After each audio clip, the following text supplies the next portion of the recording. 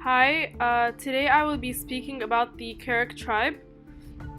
The Kereks are a group in Russia that is almost endangered, and they live in northeastern Siberia and in some parts of Russia, in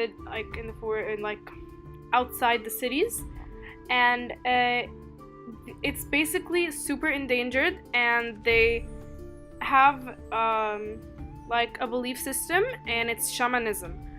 Shamanism is a religion where a person believes in powers such as the ability to heal the sick, communicate with the outside world, the other world, and to talk to souls of the dead.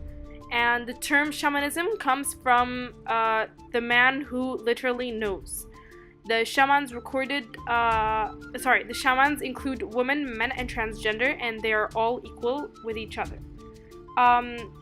They have a tradition where they, after catching a prey, they would get the leather or the fur that's out of it, and they would use it as coats because in winter they had extreme cold weather, and they would always sit on a fire, and they would have music, and the music was not played by instruments.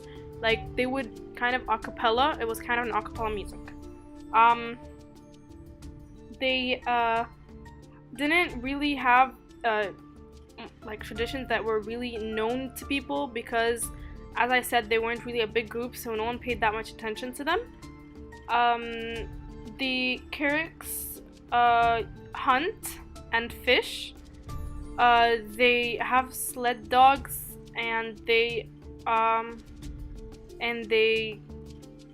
usually catch their prey and eat it together as families. They speak the Shukshi language, and this is the Kerek language. The Kerek language basically belongs to the Shukshi group of Siberian languages. The closest related language to the Kerek tribe is the Shukshi, and most of the Kerek language, the real main one, is 80% extinct. The traditional language is the Kerek language, but it's no longer spoken. Kereks speak now Shukshi or Russian. They do not have a relationship with modern cities because they are said to be extremely outside of cities, really, really far out. So they are engaged in fishing and hunting of wild deer and mountain sheep. They also kept the sled dogs and collected fur from marine animals. Members of the group, as I said, practice their shamanism.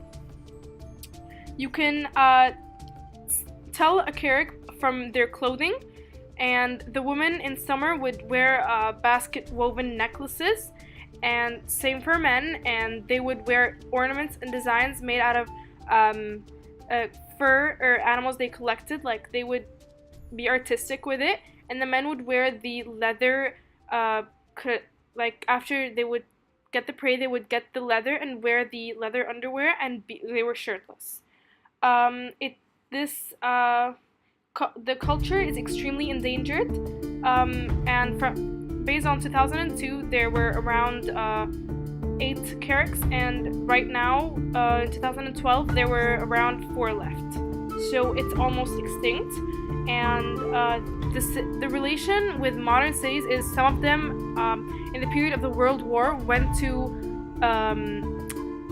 were forced to go into modern cities, and this was a deep conflict where where the Kereks had to go into modern cities because the Russians were communists and needed more communists with them, and they needed the part where the Kereks were sitting in, which is the mountains and all of that part.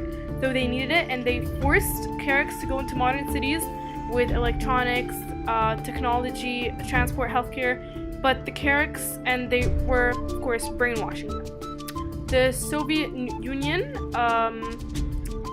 did not know how to regulate their lives, and the Kereks didn't know how to live, basically.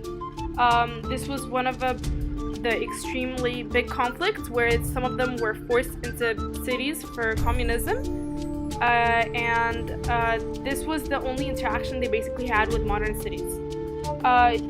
If I were to propose an issue, is that since they were such a small number of people, that the government would have, if the government would have left them alone, then there wouldn't be such an issue, and there would still be a Kerek tribe and to this day, and it would be a language and a culture, and it wouldn't be almost extinct. Even though they were around 100 to 200 people, it doesn't mean that they should trash their parts in homes or cities. Thank you.